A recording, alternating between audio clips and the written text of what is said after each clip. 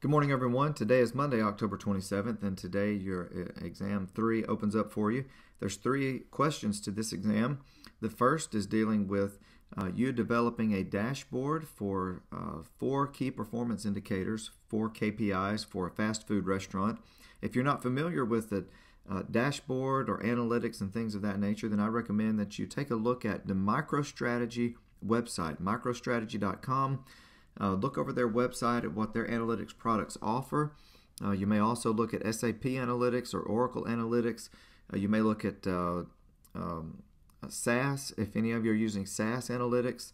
There's lots of analytics tools out there that are available. MicroStrategy is just one. They have a pretty decent website. They have a lot of videos and explanations. They even have a private cloud account where you can upload your own personal data into their analytics platform to be able to have access to visualize your data. And so you can create your own charts and graphs and dashboards. And so what you're going to do is develop 4 key performance indicators, or imagine what they might be. Do some research. You may find them on the web.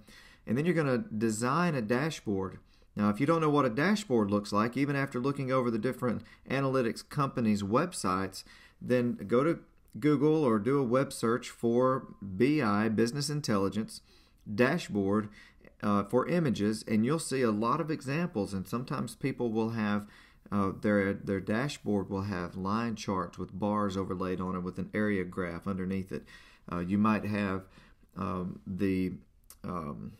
like a pie chart. It might be where you've got a range of a certain area is in red, a certain area is in yellow, and a certain area is in green, and you've got a little arrow that's pointing like a speedometer to whichever area your ratio falls in. And so in a very quick way, you see not only the number, but you see the impact of the number because it's got colors on it, and it helps you to understand visually what that number means. And so you can use colors, you can use graphs and charts to explain your KPIs. And so what you're going to do is to think about the KPI, think about what's going to make a difference for a fast food restaurant, think about how you're going to collect the data, where the data is going to come from, the analysis you're going to do on the data, and then draw the dashboard. So you as the manager are going to sit down at some point in your career and somebody's going to give you access to a dashboard. You're going to get access to analytics. Well, I want you to be able to think beyond just what they give you. I want you to be able to say, okay, well, here's what I need to know, and here's a way that I would like for you to visualize that for me and present that to me in a dashboard. So I don't want you to just consume data and analytics, but I want you to be able to drive the analytics. And that's the purpose of this activity, is to walk you through the process of developing what the KPIs might be, how you could display them, and then to draw up a mock dashboard. Now, it doesn't have to be fancy. You can draw it on a napkin. You can take a picture of it, upload it. That's fine. Give me some explanation in a Word document or PDF document as to what they are. But then, draw it on a piece of paper, take a picture. You can draw it in a PowerPoint, export it to a PDF, whatever you got to do. Not wanting you to. I don't want the technology of drawing and designing it to get in the way of the academic activity. Okay, so that's first question. The second one is dealing with privacy and ethics and law. Imagining that you work for a infectious disease clinic, AIDS clinic, Ebola clinic. You imagine that Ebola goes widespread. Now you work for an Ebola clinic, and your organization has just recently, before the outbreak, uploaded all of your data into a new cloud-based EHR system. But you have not updated your privacy policies or educated your users on what is acceptable use of the data. Now you would say, well, that's governed by law, and yes, it is. But when you're talking about the health and welfare of the people that you live and work around and love in your community, sometimes people's moral opinions of what's ethically right to do will cause them to break the law, to make sure that they let their people know who they need to stay away from in the community. So you are going to write, develop, distribute, and implement a privacy policy. So what you're going to do is describe to me what you would do. You're not writing the policy for me. You're describing to me the process that you would go through to make sure your people were educated on the right way to use the data that's in the new cloud-based EHR system. So that's what you're doing. The example is, basically privacy policies are just nice pieces of paper. Ethics, the code of ethics, just nice pieces of paper. It's no more than a speed limit sign. It tells you when you should slow down, but it doesn't necessarily make you slow down. So the privacy policy and the code of ethics and things like that, they don't necessarily make people do anything. Now, I know there's the law out there, but then you've got to deal with people's own opinions, and sometimes what people think is the right thing to do is actually to break the law.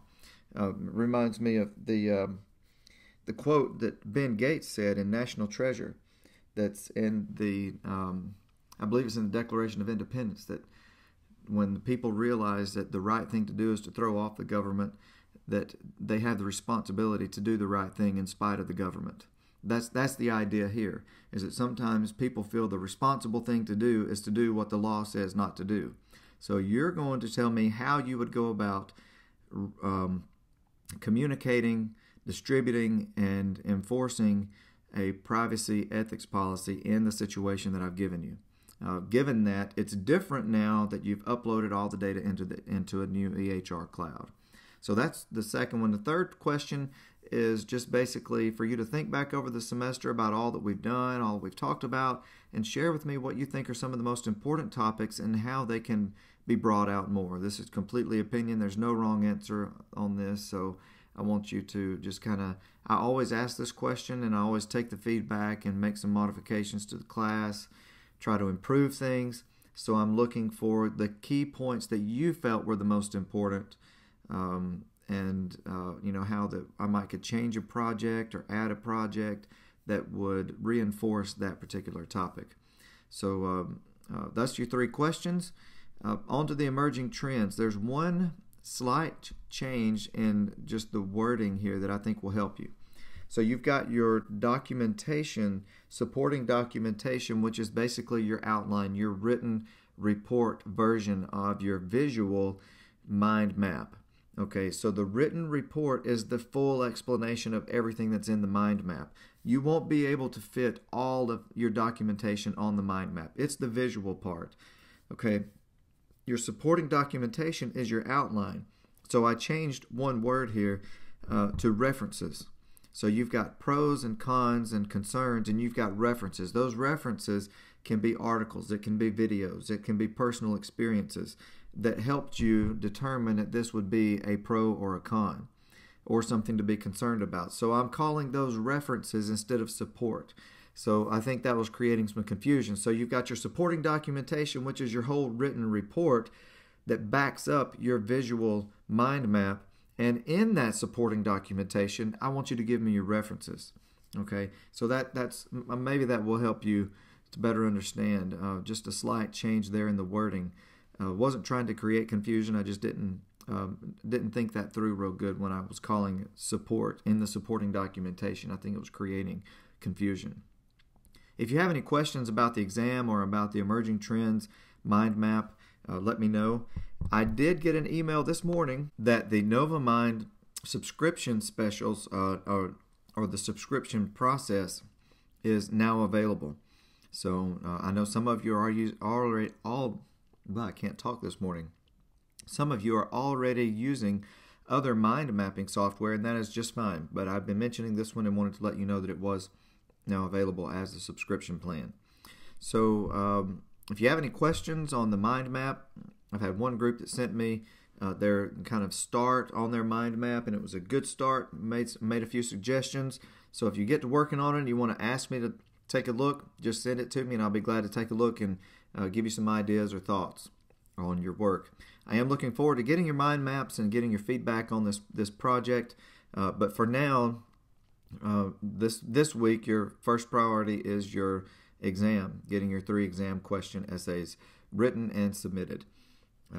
3 weeks left, basically. You've got exam 3 this week, emerging trends next week, and your CIO project the week after that, and you're done with your first semester. So the light is there at the end of the tunnel. Just hang in there 3 more weeks, and you can celebrate at Thanksgiving. So let me know if I can be of any help to you, and I hope you all have a great week.